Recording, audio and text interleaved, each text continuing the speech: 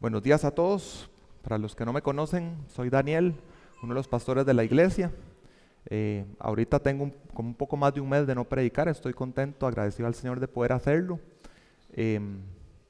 Y bueno, quería aprovechar este momento que estoy aquí al frente para externarle a todos un agradecimiento por las diferentes maneras en que nos han amado y nos han servido en medio de la emergencia que tuvimos con Antonio y que pasara esos casi 5 días internado con dificultades. Pero gracias al Señor que nos ha sostenido y que ha sido por medio de su poder que estamos aquí el día de hoy. Creo que parte de las cosas que Dios ha determinado para nosotros en su providencia, tanto para mi familia como para toda la iglesia, es el sermón que tenemos para hoy. Este sermón yo nunca lo he predicado aquí en Iglesia La Gracia, lo había predicado hace poco más de un año en otra iglesia, y dadas las circunstancias que el Señor ha permitido en nuestra vida esta semana, no continuamos hoy con la serie que tenemos de Primera de Corintios, sino que voy a predicar este mensaje. Para algunos será repetido, si en aquel momento lo escucharon, porque está en YouTube. Nick, disculpen.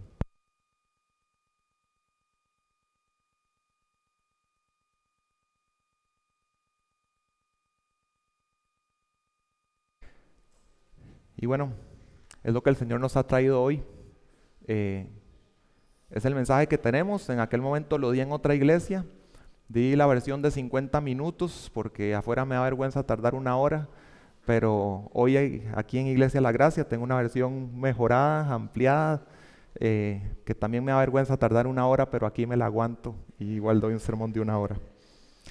Para los hermanos que nos sirven en la parte de la grabación y edición de las prédicas, quiero pedirles que este tipo como de cosas que decimos aquí al frente, todavía porfa no lo incluyan en lo que se publica, es más como un mensaje aquí entre nosotros, hasta que sea ya la prédica en sí. Entonces hoy les ayudo diciéndole, a partir de este momento es que empieza la prédica.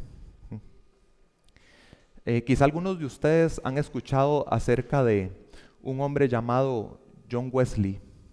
Pues resulta que en un momento de su vida, John Wesley estaba asistiendo sin falta a la iglesia, estaba tomando la cena del Señor, estaba leyendo su Biblia, orando regularmente, estaba incluso visitando las cárceles, predicando el evangelio, estaba incluso participando de un ministerio para bendecir a niños.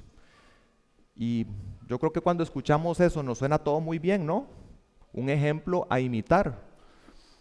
Pero resulta que él más adelante en su vida pudo reconocer que en esta etapa que les acabo de describir, él todavía no tenía la fe de un hijo de Dios, sino que fue más adelante que él dice que llegó a confiar verdaderamente en Jesucristo para salvación. Así que él pudo distinguir estas dos etapas opuestas en su vida. Una etapa de no conocer a Dios realmente, aunque externamente cualquiera hubiera pensado que sí, incluso él mismo pensaba que sí, y otra etapa de fe auténtica, de descanso y confianza exclusivamente en Cristo y su obra. Y es que, hermanos, hay etapas de nuestra vida que el Señor quiere que dejemos atrás. El Señor ha determinado progresión en las etapas del plan de redención de la vida de cada uno de nosotros. Quiere que haya etapas que dejemos para siempre atrás. Pensando en esto, yo recuerdo una pesadilla recurrente que yo tuve en una época, ya en mi etapa laboral de vida, y la pesadilla era que por alguna razón estaba de regreso cursando los primeros cursos de la universidad, que a mí no me gustaron para nada, las generales. Y creo que alimentó mi temor a eso, el hecho que para un compañero mío fue realidad esa situación. Cuando le hicieron el estudio de graduación, resultó que su profesor nunca mandó su nota de generales, y lo obligaron a volver a llevar ese curso al final para poder graduarse. Y a lo que voy con estas ilustraciones es que Dios quiere que veamos como algo muy negativo, que sea una pesadilla para nosotros, el querer regresar a una etapa que Él quiere que ya haya quedado atrás para siempre. ¿Y cuál es esa etapa en el texto que vamos a ver hoy? Una etapa de creer que el medio de acercarnos a Él es por medio o sobre la base de nuestras propias obras o nuestro mérito propio. nuestro buen comportamiento. Así que les pido que por favor me acompañen en sus Biblias a Gálatas capítulo 4. Ahí está nuestro texto para hoy. Y mientras lo buscan, quiero hacer un rápido repaso de contexto de esta carta, ya que no estamos en una serie. Y un contexto rápido. Es el apóstol Pablo el que lleva el evangelio a Galacia. Es establecida una iglesia. Y un tiempo después, estando Pablo ausente, resulta que le llega una muy mala noticia. Se han infiltrado en la iglesia unos hombres llamados los judaizantes, que llegaron y le dijeron a la gente de la iglesia, pretendiendo ser como realmente hermanos en Cristo, decirles, sí, por supuesto, lo que Pablo les enseñó del evangelio, de la salvación solamente por gracia, solo por la fe en Jesucristo, sí, maravilloso, eso es, pero además deben cumplir la ley de Moisés que Dios dio, con sus preceptos, con sus rituales e inclusive la circuncisión. Y entonces en respuesta a esto es que tenemos la carta del apóstol Pablo a los Gálatas. Por esa razón es que les escribe muy preocupado por lo que está ocurriendo, y creo que es de las cartas en que vemos un tono de reprensión, quizás la carta en que vemos un tono de reprensión más fuerte de parte de Pablo en su indignación de lo que está ocurriendo. ¿Y por qué está tan indignado Pablo?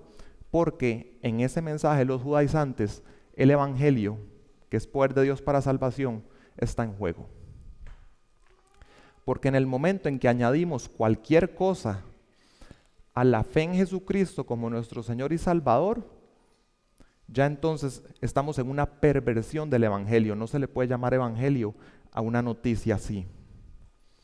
Gálatas 4 nos viene presentando que Dios tiene un plan de redención por etapas que va avanzando, y existió la etapa del Antiguo Testamento.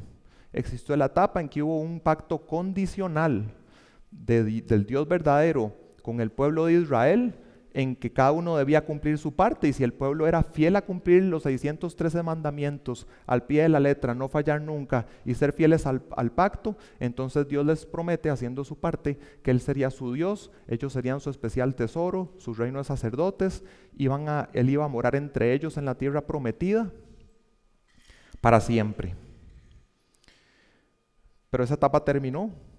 Pablo le llama en Gálatas 4 una etapa de esclavitud, y viene una nueva etapa en el texto que leí ahora antes de la predicación, en que Dios determinó, cuando era el tiempo preciso, de que viniera Cristo, la segunda persona de la Trinidad, Dios se hiciera hombre y viniera una etapa nueva en que ahora hay un nuevo pacto por la sangre que Él derramó en la cruz por nosotros.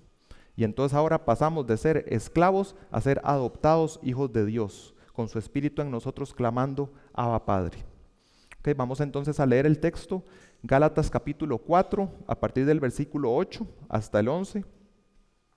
Pueden seguirme en sus Biblias, creo que va a ser proyectado también, y les leo de la Nueva Biblia de las Américas.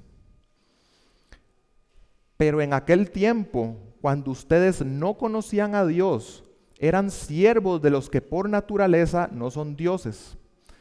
Pero ahora que conocen a Dios, o más bien que son conocidos por Dios, ¿cómo es que se vuelven otra vez a las cosas débiles, inútiles y elementales, a las cuales desean volver a estar esclavizados de nuevo? Ustedes observan los días, los meses, las estaciones y los años. Temo que quizá he trabajado en vano por ustedes. Si tuviera que resumir lo que dice este texto, lo haría de la siguiente manera. Es insensato que los hijos de Dios retomemos cualquier práctica legalista esclavizante. Es insensato que los hijos de Dios retomemos cualquier práctica legalista esclavizante. Y para nosotros puede resultar muy fácil, en retrospectiva, ver lo que ocurrió en Galacia y decir, sí, qué insensatos. O sea, están pasando de esclavitud a ser hijos del antiguo pacto, en que la carga está sobre el ser humano de cumplir su parte, al nuevo pacto. ¿Cómo es que van a querer regresar a aquello? Pero hermanos, resulta que nosotros no somos mejores que los Gálatas. Sin darnos cuenta, poco a poco empezamos a olvidar la suficiencia de Cristo para nuestra salvación, y empezamos a retomar patrones en que empezamos a ver como que debemos hacer ciertas cosas para poder presentarnos aceptos delante de Dios. sobre la base de esas cosas que logramos. Así que mi propósito hoy es que, agradecidos por nuestra adopción, desechemos todo rastro de legalismo en nuestras vidas. Así que hoy vamos a ver dos verdades que nos animan a despojarnos de todo rastro de legalismo esclavizante. Y va a estar aquí proyectado. La primera de esas dos verdades es que antes de conocer a Dios, eras esclavo de falsos dioses. Eso está en el versículo 8. Y la segunda verdad es que ahora, como hijo adoptado de Dios, debes temer la trampa de la religión legalista. Y está en los versículos del 9 al 11. Entonces vamos a iniciar por el versículo 8 con la primera de estas verdades. Antes de conocer a Dios, eras esclavo de falsos dioses. Pablo acá al inicio del versículo 8 se remonta al tiempo, en el pequeño contexto que les di, en que el evangelio no había llegado todavía a Galacia. ¿Y eso entonces qué significa que no había llegado el evangelio? No conocían a Dios, es lo que dice Pablo. Aquí tenemos en el versículo 8, en esta verdad, la palabra de que no conocían a Dios, y en el versículo 9 se usa dos veces la palabra conocían, pero aunque en español es lo mismo, resulta que en el idioma original no. Entonces quiero aclarar la diferencia. Acá en el versículo 8, la palabra que Pablo usa para decir que no conocían a Dios, a lo que se refiere es que no tenían la capacidad ni siquiera de percibir a Dios, mucho menos de poder comprenderlo. Es la misma palabra que Jesús usa en un intercambio con los saduceos cuando le hacen una pregunta sobre la resurrección. Y él dice lo siguiente, como recordarán: ustedes erran no conociendo, ahí está el mismo verbo, no conociendo a las Escrituras y el poder de Dios. ¿Qué quería decir Jesús cuando le dice eso a los saduceos? ¿Será que ellos no sabían de las Escrituras? Por supuesto que no, ellos vivían sumergidos en el Antiguo Testamento. Probablemente diariamente tenían algún contacto, probablemente habían memorizado porciones enormes de las Escrituras, pero a la vez Jesús dice que no la conocen. A lo que se refiere es a lo que les dije, que ellos, aunque la tuvieran al frente todos los días, no podían percibir el verdadero significado y la persona de Dios, de Jesucristo, ahí presente.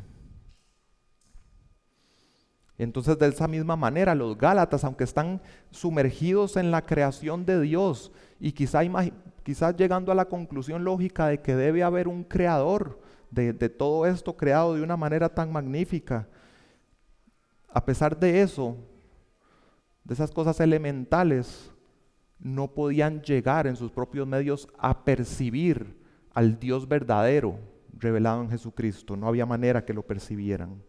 Este era el antiguo estado de los Gálatas. Y este verbo, además, que usa Pablo aquí en el versículo 8, de que no conocían a Dios, Pablo elige usar un tiempo verbal que a lo que apunta es que estaban en esa condición, o que no habían recibido una condición diferente de poder percibir a Dios. ¿Y por qué creen que los Gálatas estaban en esa condición fijada? Hermanos, sabemos que desde la caída el ser humano ha quedado en una condición en que no puede percibir por sus propios medios al Dios verdadero y entablar una relación con Él. Así es, hermanos, que ni el intelecto, ni la razón, ni las emociones, ni la investigación científica, ni la filosofía, ni las experiencias místicas, ni consumir algo que me pone en un estado alterado de conciencia, ninguna cosa puede hacer el ser humano para poder llegar a percibir a Dios en sus propias fuerzas o en las propias herramientas en las que pueda echar mano. No pueden llegar a conocer a Jesucristo. Y yo no sé si ustedes recuerdan de la escuela o el colegio, si algún momento lo vieron, la gráfica del espectro electromagnético de la luz, y que va desde incluye muchas cosas, pero están desde los rayos gamma, los rayos X, los ultravioleta, y tenemos también los infrarrojos, las ondas, las microondas, las ondas de radio. Hay un espectro que es muy amplio, pero hay una banda pequeña en el centro que es lo que el ojo humano puede percibir.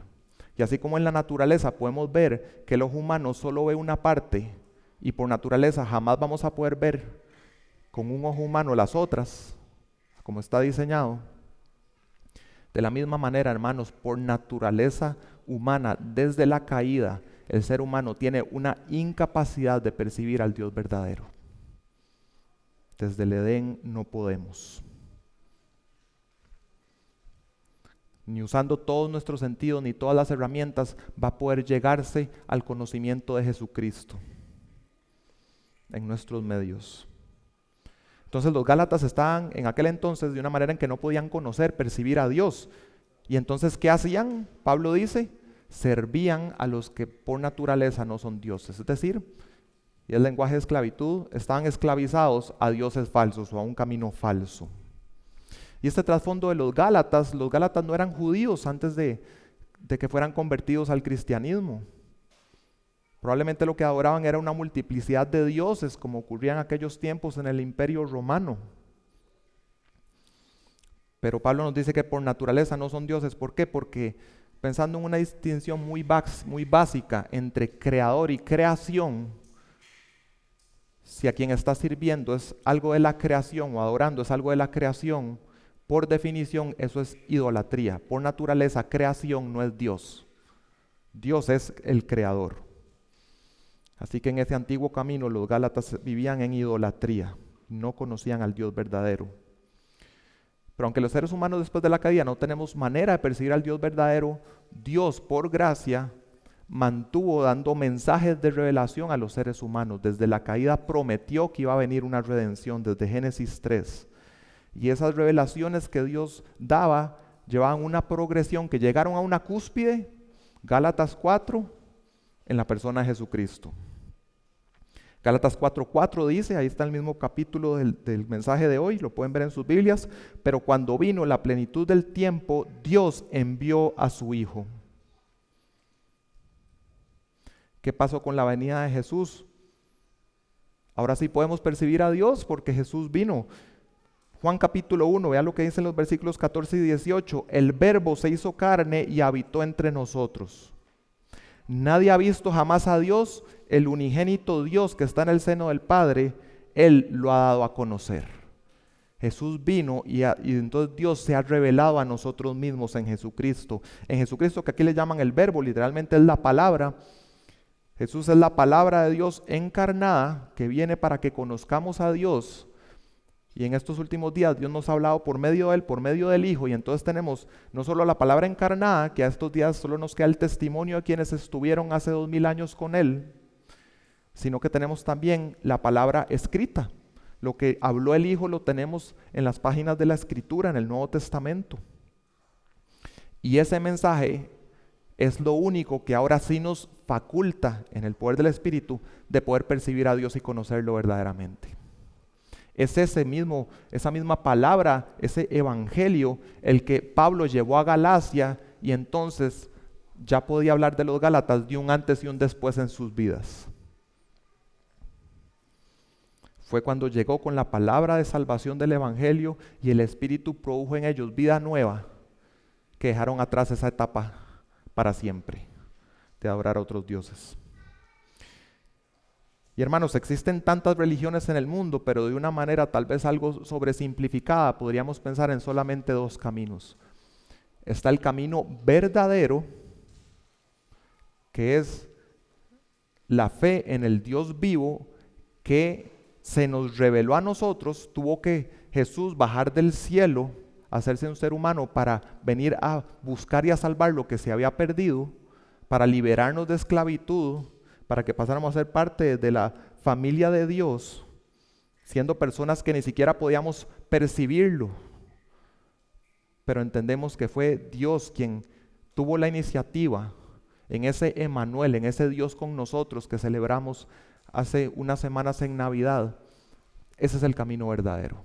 Dios revelándose al hombre, sin que el hombre haya logrado conectarse con Él. Y el otro camino, que es el falso, donde están el resto de las religiones, es el camino en que de alguna manera, por alguna técnica o método humano, logramos, conseguimos, nos ganamos una relación correcta con Dios y el poder conocerle.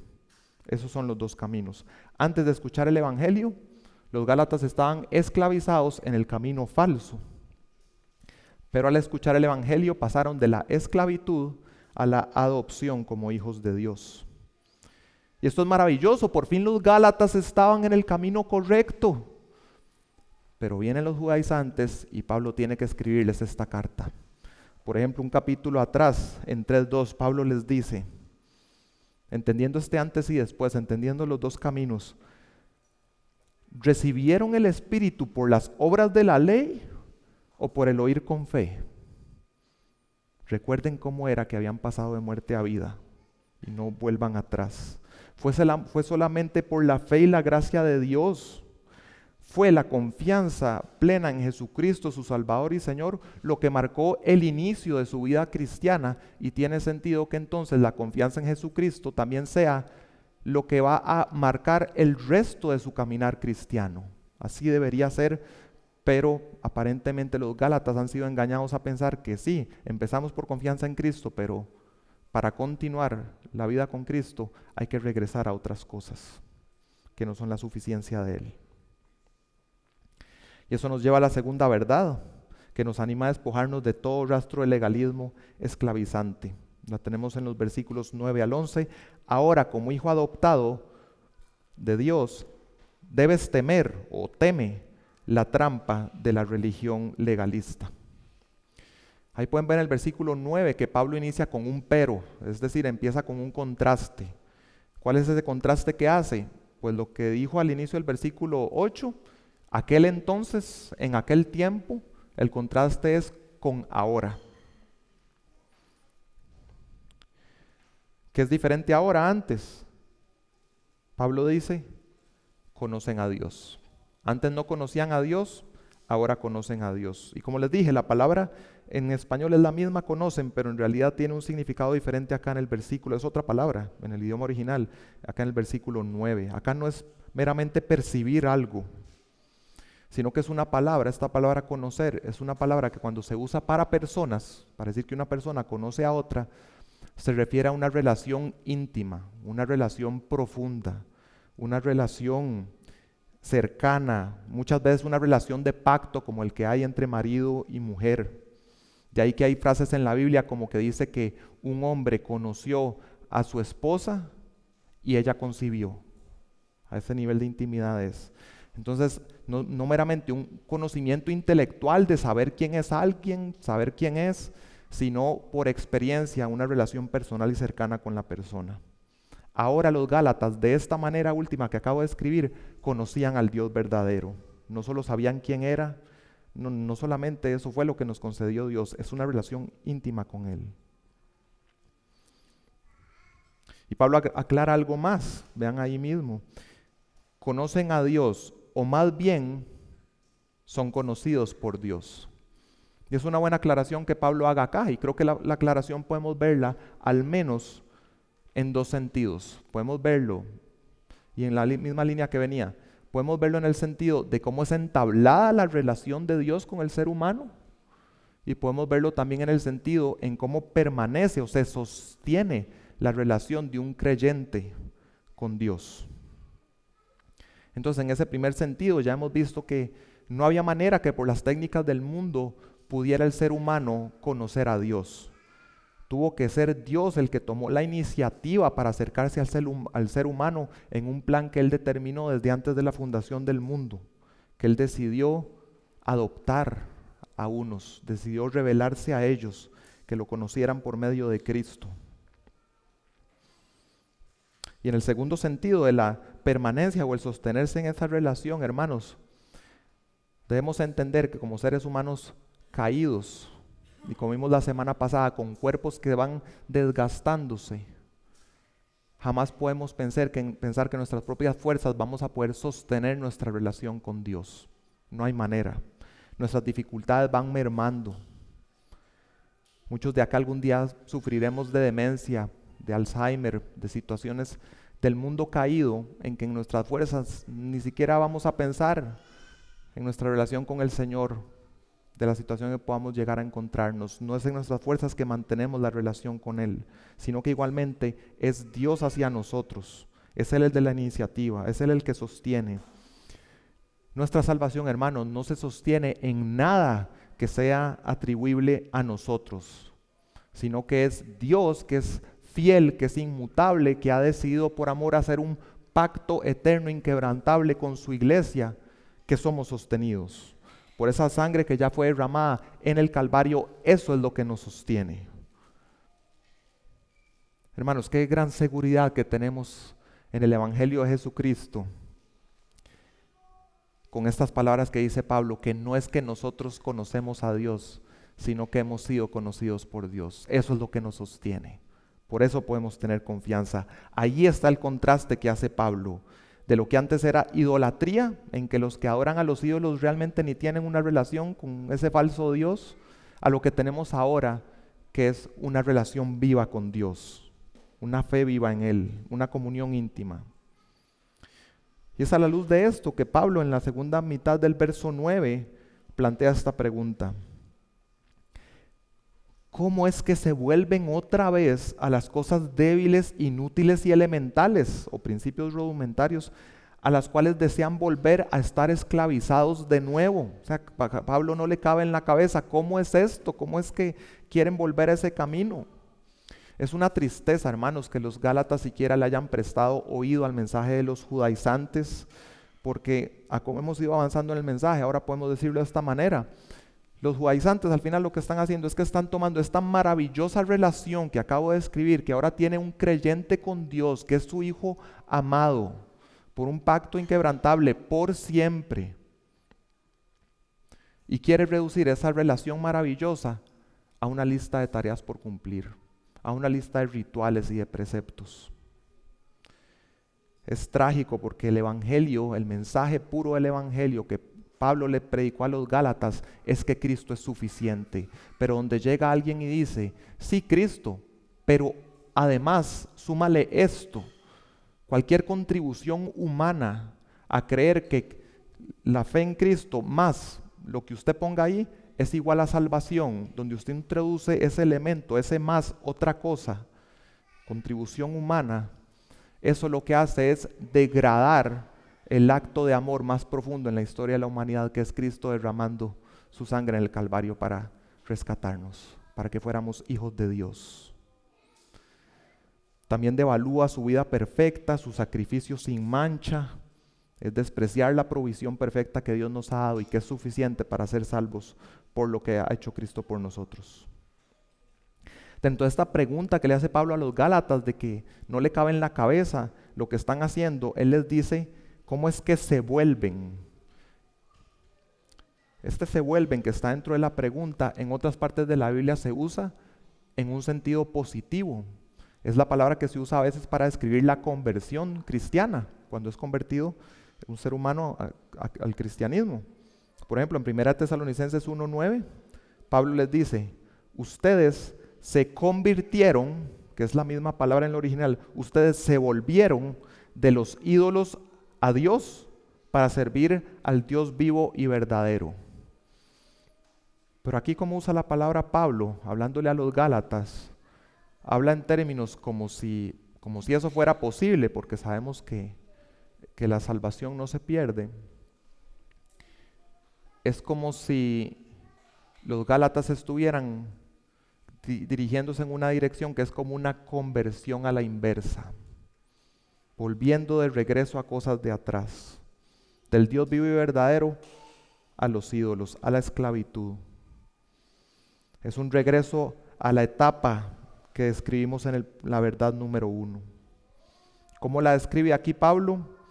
Las cosas débiles, inútiles y elementales, o principios rudimentarios. ¿Qué tienen en común estas cosas? Son cosas que carecen del poder necesario para cumplir un objetivo.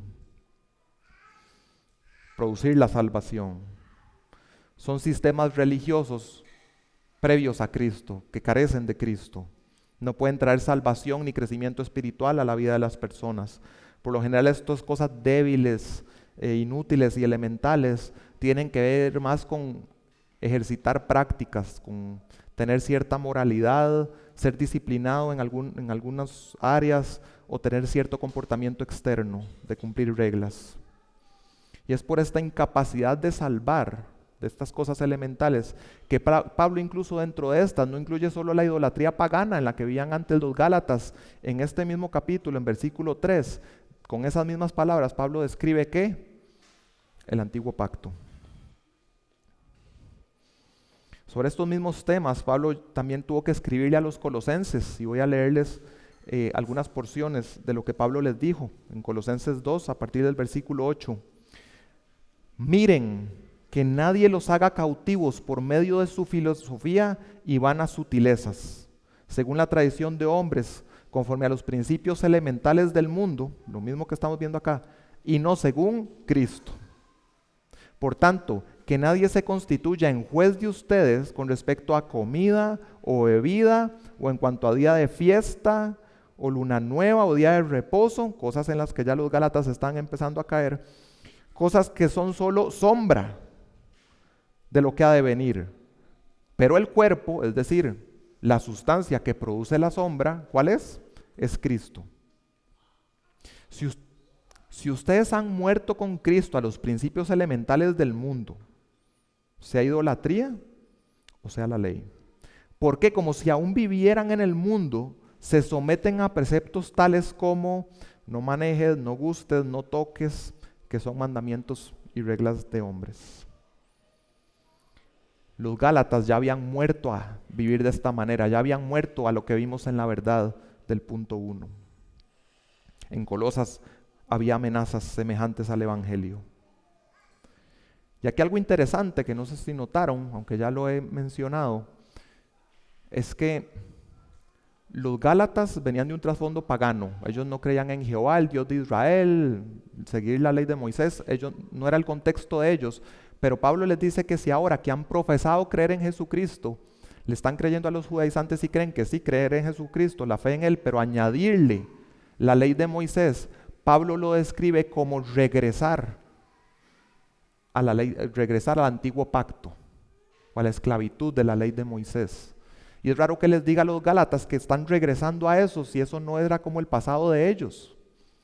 Y es extraño como que Pablo entonces, un poco extraño, que Pablo meta en el mismo saco, por decirlo así, al idólatra pagano, que cree en un Dios inventado de su propia imaginación, en un ídolo, con el Israel, con una ley que Dios, verdadero Jehová, efectivamente le dio y tratando de cumplirla. Hay ciertas cosas, aspectos en que estas dos cosas son diferentes, pero aquí Pablo lo que está resaltando es el sentido en que son las mismas, en que es lo mismo, y por eso dice que están volviendo a esa esclavitud. Y esto es en lo que se parecen estos dos caminos, aunque sean muy diferentes. En ambos casos es regresar a intentar acercarnos a Dios sobre la base de nuestras propias obras. En ese sentido es lo mismo. O regresar al pacto condicional que depende de mis obras, el favor de Dios, o es regresar a los ídolos paganos en que depende de los rituales que yo hago o cómo los adoro, que yo vaya a estar bien o que yo ande en un buen camino. El propósito del Antiguo Testamento nunca fue que por ese pacto fueran salvas las personas. Nunca lo fue. Por eso desde Deuteronomio vemos ya con cierta claridad anunciado y prometido el nuevo pacto, porque no iban a poder cumplir la ley. La ley era para que se dieran cuenta que no podían cumplirla y se dieran cuenta de la necesidad de un Salvador. Y el antiguo pacto tenía todo un sistema de sacrificios que era una sombra o un símbolo que apuntaba a Cristo como el sacrificio perfecto, a su justicia, a su persona.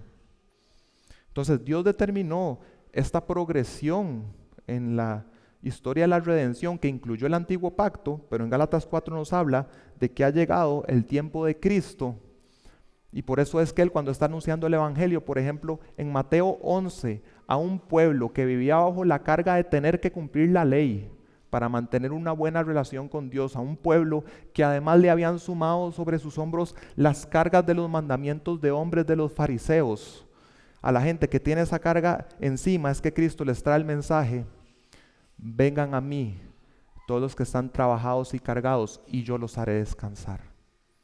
Descansar de aquella esclavitud que está sobre mis hombros y mis méritos, el poder acercarme a Dios. Y Cristo quita la carga y decir: unidos a mí, y por lo que yo hago, es que ustedes van a tener acceso a Dios. Y entendiendo que Cristo nos quita esa carga, es inconcebible que queramos regresar a la situación en que la carga estaba sobre nuestros hombros. Es inconcebible querer volver a los requisitos de la ley, la ceremonia, la liturgia, los símbolos y las sombras sin la sustancia. Preferir la sombra a la sustancia, preferir lo que apunta a un camino que el cumplimiento mismo de ya haber transitado el camino.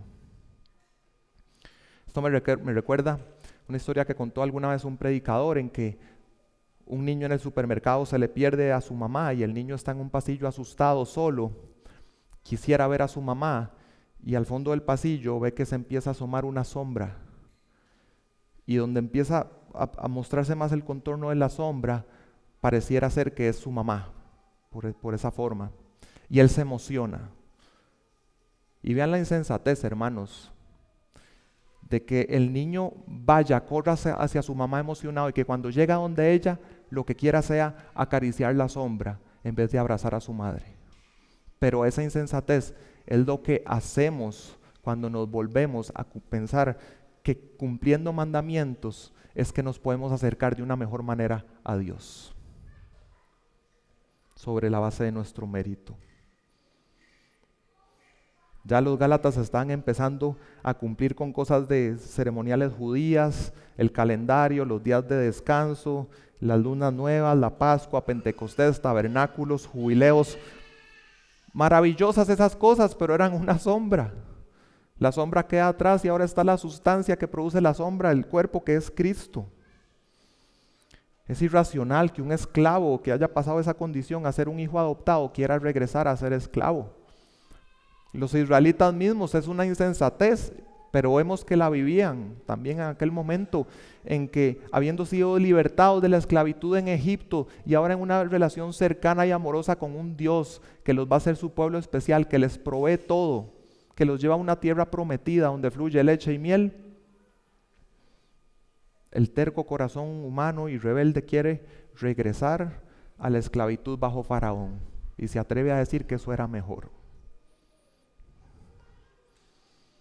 A esto es a lo que Wiersbe le llama renunciar a la Universidad de la Gracia para matricularse en el kinder de la ley. Es absurdo. Pablo en 3:1 ya reprendió fuertemente a los Gálatas. Les dijo: Gálatas insensatos, ¿quién los ha fascinado? Y ahí verán que hay una traducción válida, es decir, como ¿quién los engañó por arte de magia? Es que por ser irracional Pablo lo ve como que les hicieron una trampa, como que los estafaron, como cuando a una persona la estafan y la persona estaba desconfiando de alguien y dice como, pero no sé en qué momento fue que terminé ya dándole todos mis datos y me vaciaron la cuenta bancaria. Pablo lo ve así, es como, ¿cómo los fascinaron? ¿Qué truco les hicieron? A ustedes ante cuyos ojos Jesucristo fue presentado públicamente como crucificado. Pablo está indignado, pero también teme por los Gálatas. Porque si los Gálatas aceptan definitivamente el mensaje de los judaizantes, que podemos llamarle salvación por obras, o salvación que incluye obras, entonces en realidad los Gálatas están perdidos. Y la labor de Pablo en Galacia habría sido en vano, una labor sin fruto. A este punto, hermanos, hemos cubierto el pasaje. No significa que estemos cerca de terminar, pero quisiera ahora pasar a una etapa en que, ya habiendo visto el texto en sí de Gálatas 4, pasemos a una etapa en que voy a citar ciertas reflexiones de diferentes autores, no en todos los casos voy a decir sus nombres, y también algunas reflexiones propias, pero que nos ayuden a amarrar y aplicar lo que hemos visto en este pasaje. Creo que es claro, como vimos al inicio, que debiéramos temer ser el John Wesley que escribía al inicio, que marca todos los checks. Parece el cristiano perfecto, pero que en realidad no tiene una relación con el Señor, sino que vive en un legalismo. Si lo que vivimos como cristianismo es cumplir una lista de requisitos, hermanos, no estamos en mejor condición que los que adoran dioses falsos. Aún dentro de la iglesia, no estamos en mejor condición. Una de las estrategias más astutas del enemigo muchas veces no es que hagamos las cosas incorrectas, sino que hagamos las cosas correctas, pero con el entendimiento que es el practicar esas cosas correctas lo que me habilita para poder acercarme a Dios. Porque eso es una religión de salvación por obras. Y hermanos, como los reformadores decían que nuestro corazón es una fábrica de ídolos, aún prácticas buenas que el Señor nos manda a que obedezcamos, podemos convertirlas en un ídolo. Un autor dice: cualquier cosa o persona que antepongamos como un requisito para ser dignos delante de Dios, se convertirá en un esclavizador. ¿Ok? Y dentro de esos esclavizadores, la esclavitud de la religión es más peligrosa porque es menos obvia. Hermanos, no nos engañemos, hay mormones, hay testigos de Jehová creyendo un evangelio falso que están más invertidos en sus Biblias que nosotros, que han memorizado más que nosotros, que tienen más celo evangelístico porque la noticia de ellos no es buena noticia, porque entienden mal a Cristo, entienden mal al Espíritu Santo, entienden mal el evangelio, pero tienen más celo evangelístico que nosotros, son más disciplinados que nosotros. Pero como dijo Jesús al final del Sermón del Monte, en Mateo 7, a partir del 21, muchos me dirán en aquel día, en el día delante del Señor, ¿a qué van a apelar ciertas personas? A lo que hicieron. Señor, hicimos esto en tu nombre, profetizamos en tu nombre, hicimos milagro, echamos fuera demonios, hicimos, en tu nombre hicimos. Pero Jesús les va a responder, y ustedes recordarán: nunca los conocí. Conocí, esa misma palabra que estamos viendo hoy de una relación íntima, cercana con el Señor, con el Dios vivo. Sobre esa base, en aquel día Jesús les va a decir: nunca los conocí. No estuviste en el camino de una relación con el Dios vivo, que es el que te provee la salvación, no que te la ganes por mérito propio. El cristianismo no es esclavitud a una religión, es una relación familiar con Dios. Juan describe la vida eterna, Juan 17:3, que la vida eterna es conocer a Dios, a Jesucristo, a quien ha enviado. Eso es conocerle. Y es de esta relación con Dios que nos brota el servirle y el obedecerle. No como un requisito para una relación correcta con Él, sino como una respuesta de que ya hemos sido aceptados por Dios en Cristo, unidos a Cristo. Y en todo este tema de que hemos sido adoptados como hijos de Dios, vean lo que dice la Confesión de Fe de Westminster acerca de la adopción. La describe como un acto de la libre gracia de Dios. Y pongan atención a lo que dice de los adoptados, ponga atención a lo que dice de usted si crees completamente en Cristo para tu salvación. Esta adopción es en y por Jesucristo. Mediante esta gracia son contados entre los hijos de Dios y gozan de sus libertades y privilegios, son marcados con el nombre de Cristo y reciben el espíritu de adopción. Tienen libre acceso al trono de la gracia y son capacitados para clamar: Abba Padre. Si eso le suena como una definición fría, no ha terminado. Y nuevamente, esto dice acerca de ti, hijo de Dios: son compadecidos, protegidos, cuidados y disciplinados por Él como por un padre. Nunca son desechados. En la adopción que había en Roma en aquellos tiempos, que es diferente a la adopción que hay ahora, allá adoptaban adultos, no niños, era diferente en varios aspectos, pero aquí quiero rescatar la adopción era irreversible. Quien era adoptado como hijo de Dios, como hijo, por quien fuera allá en Roma, era hijo de esa persona para siempre. Y es la figura que Dios elige para hablar de lo que somos como hijos de Él. Algo irreversible.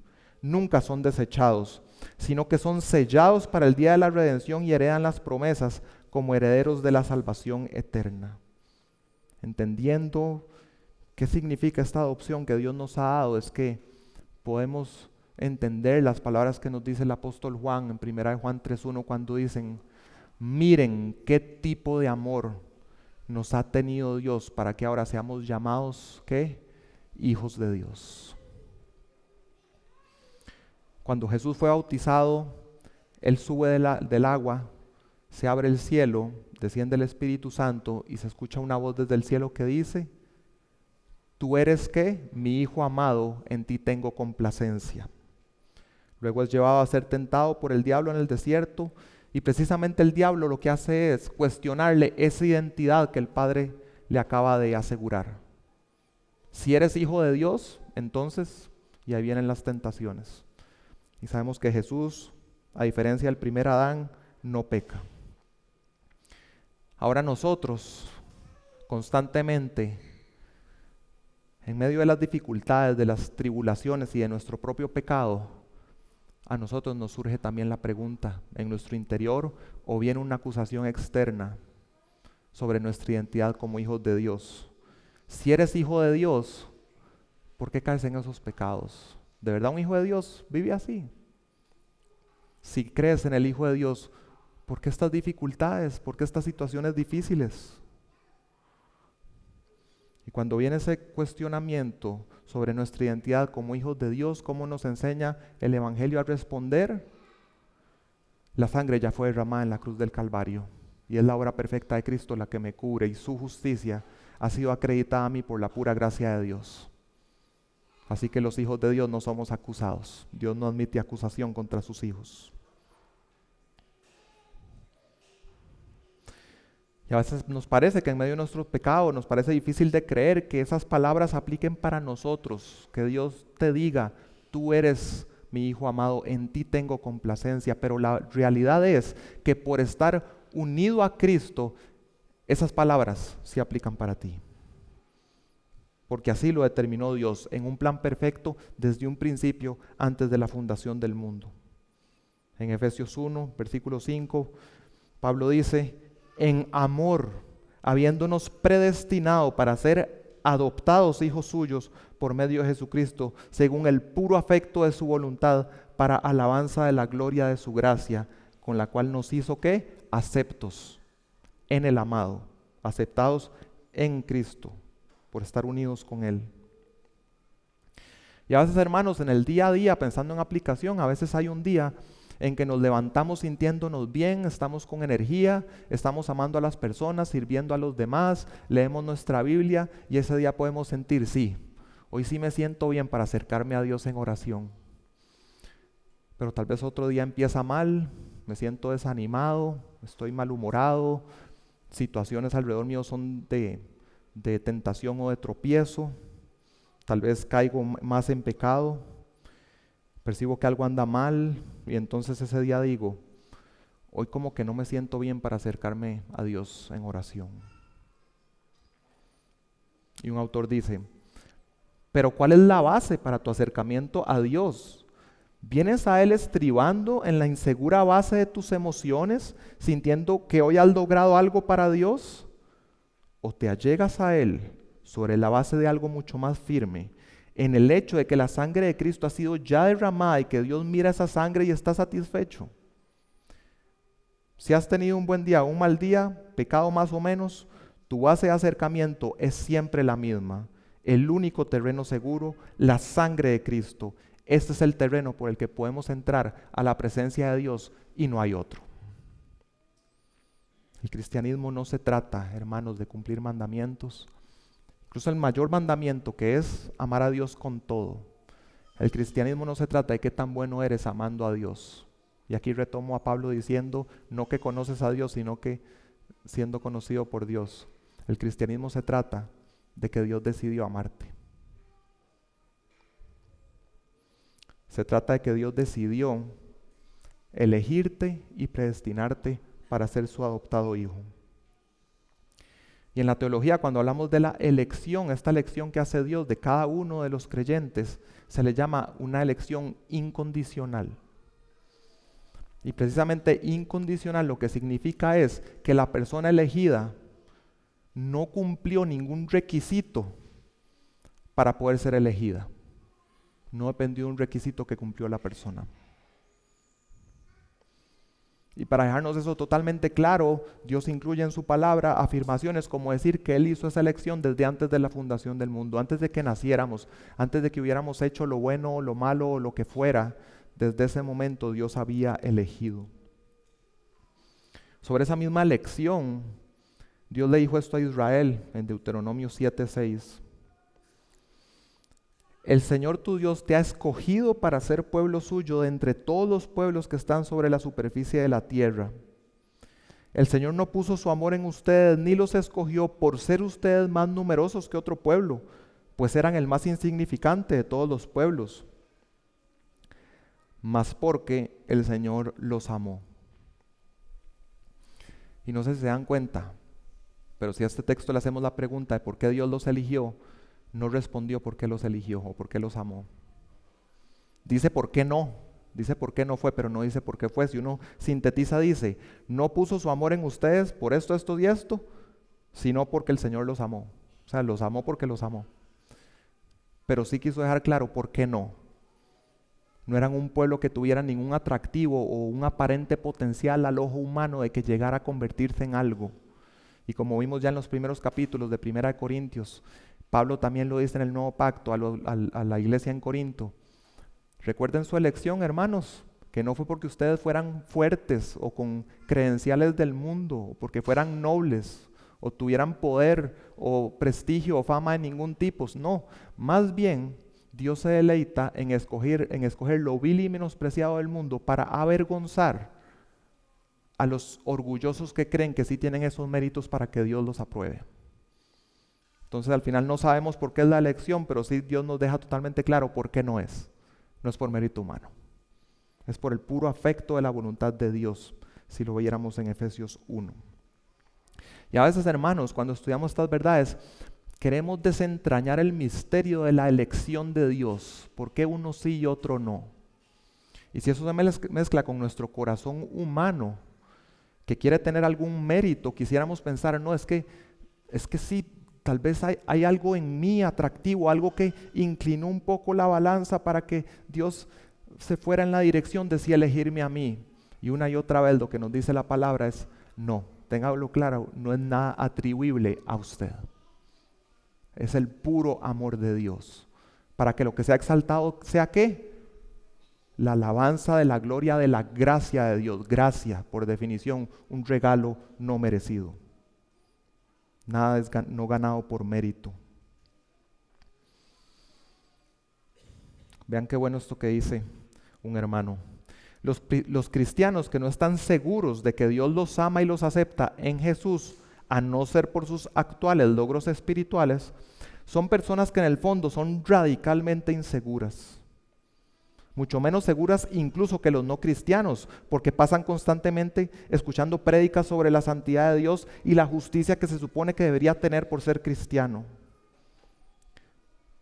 Y esa inseguridad se muestra en el orgullo, en la afirmación defensiva de su propia justicia y en la crítica de los demás. Se aferran de manera desesperada a la justicia legal y farisaica, pero la envidia, los celos y otros pecados surgen de su inseguridad básica. Hermanos, cuando no estamos 100% seguros que somos salvos, aceptados y amados solamente por Cristo, es donde se empiezan a asomar los legalismos. Porque si no es 100% Cristo, entonces ocupo yo de alguna manera destacar, ocupo yo ser mejor que los demás, ocupo posicionarme encima de ellos, ocupo yo hacer obras para elevarme sobre ellos, ocupo a los otros imponerles un estándar que a mí me conviene, que me hace lucir bien a mí, para rebajarlos a ellos y yo quedar por encima. Y así empiezan los sistemas legalistas. Es un autoengaño creer que nuestras obras pueden mejorar, aunque sea una pizca, nuestra posición delante de Dios.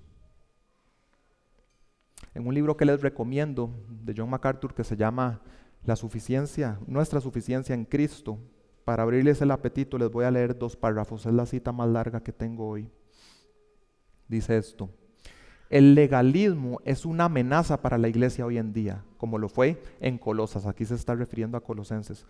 Incluso en las iglesias evangélicas hay muchas personas cuya seguridad de salvación se basa, pongan atención, su seguridad de salvación se basa en sus actividades religiosas, en lugar de basarse únicamente en la fe en el Salvador Todopoderoso.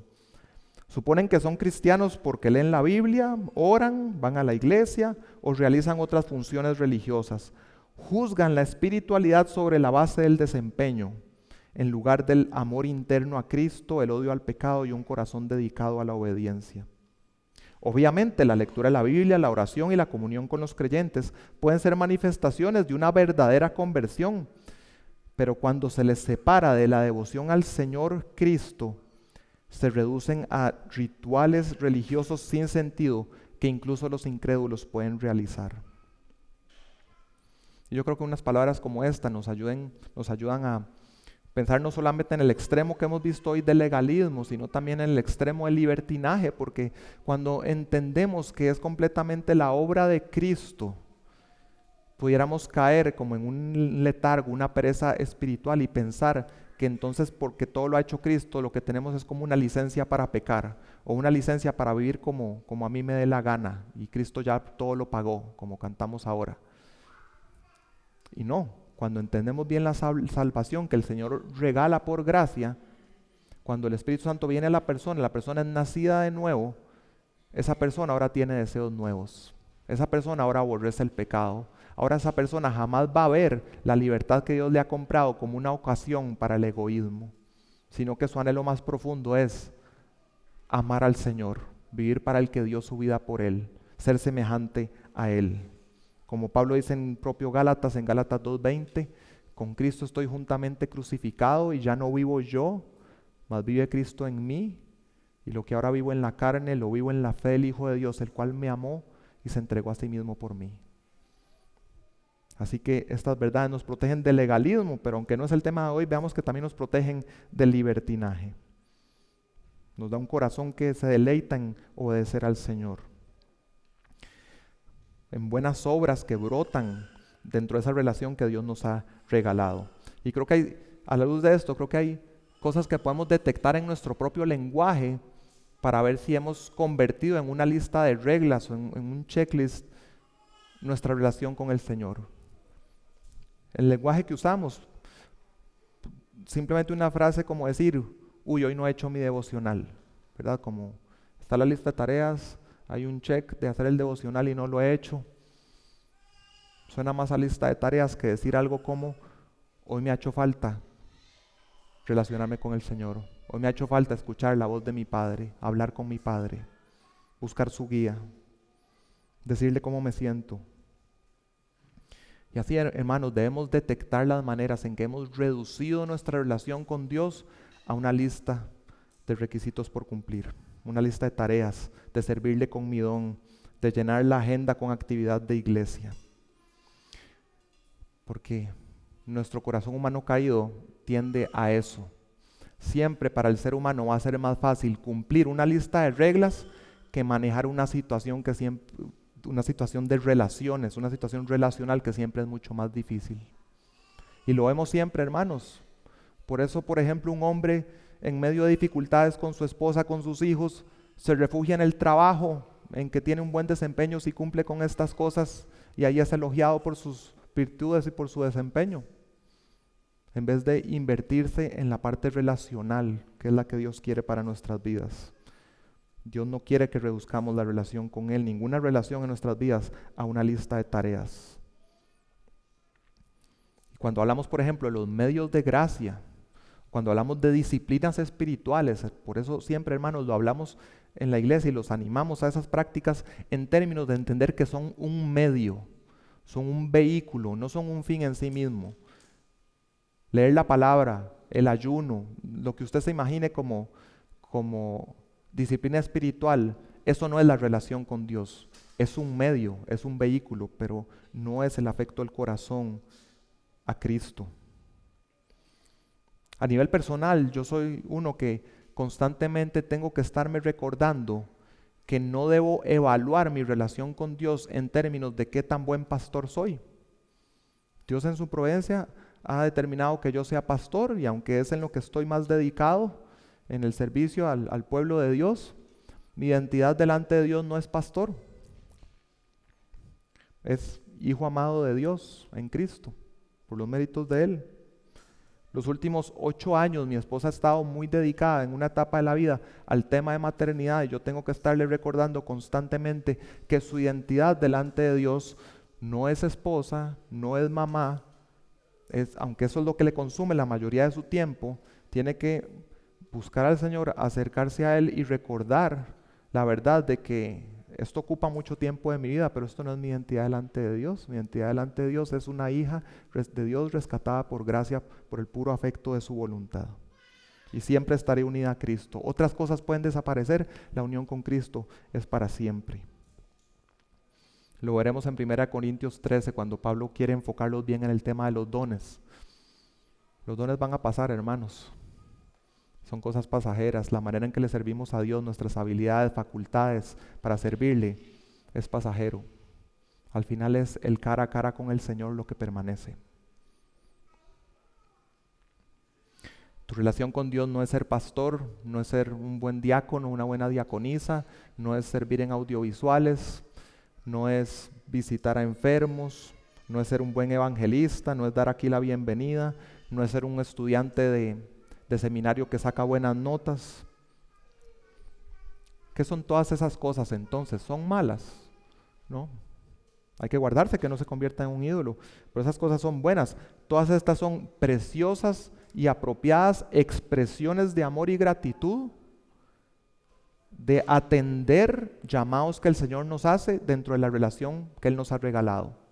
Una relación que nosotros no entablamos ni podemos sostener, sino que fue una relación establecida por la sangre que derramó Cristo y que fue sellada por el Espíritu Santo en nuestro corazón cuando creímos. Es usar bien la libertad que Dios nos ha dado, no para la carne, sino para amar a los hermanos.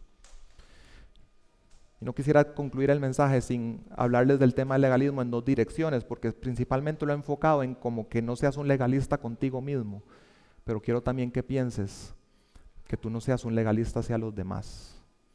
Quisiera que nosotros, con algunas personas o alguna persona cercana a nosotros, estamos siendo como el judaizante, que por ejemplo a mi esposa yo le impongo un estándar de decirle, sí, yo creo que eres cristiana, pero es que la esposa cristiana cumple con este estándar, se comporta de la manera, del rol que Dios le ha dado, que dice aquí, y si no estás, yo le exijo el rol, si no estás cumpliendo ese rol, yo pongo en duda que de verdad seas cristiana. Si yo hiciera eso, ¿no estaría actuando ahí como un judaizante? Cuidado, hermanos, de no imponerle cargas a los hermanos que el Señor no les ha puesto, de no ponerles algo adicional a la simple fe en Cristo como Salvador y Señor para creer que alguien es un hermano nuestro.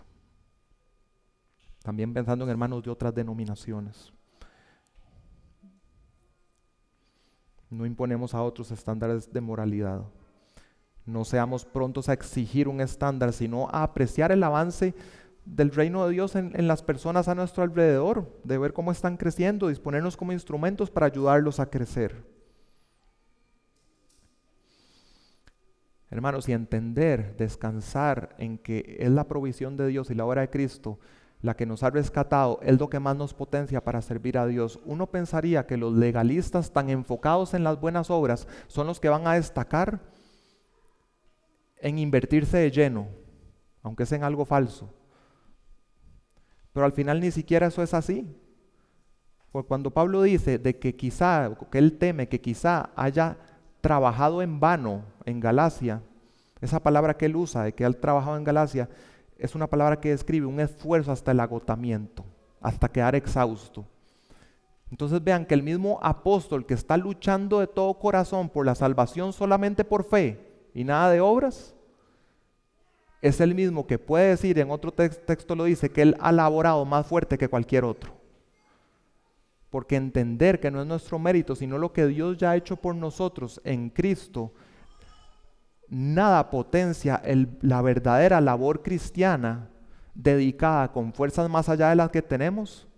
Nada potencia como eso, la auténtica labor cristiana. Gracias al Señor que podemos ser productivos en su reino, pero no por nuestro mérito propio. Así que hermanos, hoy hemos visto que debiéramos ver como una pesadilla, con temor, el regresar a querer acercarnos a Dios por medio de nuestros propios esfuerzos. Hemos visto dos verdades que nos dan ánimo para despojarnos de cualquier rastro de legalismo en nuestras vidas. La verdad de que antes de conocer a Dios, servíamos a dioses falsos, y la verdad de que ahora somos hijos de Dios. Hermano, no vivas como esclavo ni esclavices a nadie. Detecta el legalismo en tu vida y despójate de él. Si alguien hoy acá, escuchando esta prédica, por la obra del Espíritu, ha sido movido a reconocer de que ha estado confiando en algo más que Jesucristo para su salvación, a ti te digo, aquí mismo arrepiéntete. Acude al Señor, acude a Dios que te ha dado en Cristo la provisión. Dios proveerá, Jehová Jireh, en Cristo, para acercarte a Él solamente por Cristo, en arrepentimiento y fe. Y para los demás hermanos, mi deseo es que en este nuevo año vivan para el Señor, no cumpliendo una lista de tareas en una religión falsa de obras, sino desde un corazón que ama al Señor, que no puede explicarse de la gracia que ha recibido sin merecerlo de ser su hijo, y querer responder con amor y gratitud, fluyendo de regreso de ese amor inmerecido que hemos recibido al ser adoptados hijos de Dios. Oremos. Padre, te agradecemos por la vida nueva que tenemos en Cristo. Gracias, Señor, porque es increíble que no solamente nos hayas perdonado una deuda impagable para nosotros de pecado, de transgresión, de injusticia, y que encima de eso, Señor, tú nos hayas adoptado como hijos. De verdad, Señor, que esto no nos cabe en la mente, ese nivel de amor, ese nivel de bondad y generosidad que recibimos de ti. ¿Cuál amor nos has dado para que seamos llamados tus hijos, Señor? Gracias porque esa es nuestra identidad por siempre y nada nos la podrá quitar al estar unidos con Cristo por medio de la fe completamente solo en Él y no en nuestros méritos. Gracias en su nombre. Amén.